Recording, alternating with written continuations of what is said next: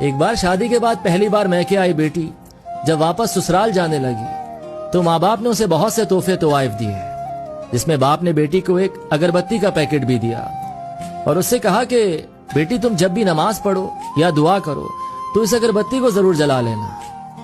जैसे ही वो ससुराल पहुंची तो सास ने बहू के घर से आए तोहफों को हसद भरी निगाह से देखा और जब उसकी नजर अगरबत्ती के पैकेट पर पड़ी तो मन ही मन में हंसने लगी कि भला कौन सा बाप अपनी बेटी को तोहफे में अगरबत्ती का पैकेट देता है। सुबह जब बेटी नमाज के लिए उठी तो उसने बाप के दिए हुए अगरबत्ती के पैकेट को खोला तो उसमें से एक चिट्ठी भी निकली जिसमें लिखा था कि बिटिया, ये अगरबत्ती खुद तो जलती है लेकिन अपनी महक से पूरे घर को महका देती है। हो सकता है तुम कभी अपने शौहर से रूठ जाओ या किसी बात पर सास ससुर से नाराज हो जाओ, देवर या ननन की कोई बात तुम्हें बुरी लग जाए तो तुम मेरी दी हुई इस नसीहत को याद रखना, इस अगरबत्ती की तरह जलना।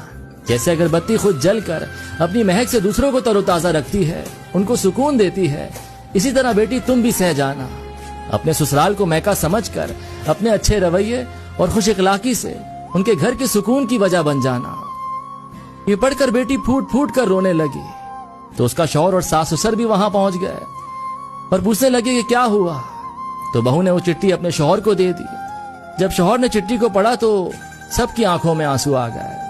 सास ने अपनी बहू को गले से लगा लिया और अपने बेटे से कहा कि इस चिट्ठी को फ्रेम करा लाओ। ये चिट्ठी किसी बाप का अपनी बेटी को दिया हुआ अनमोल तोहफा है।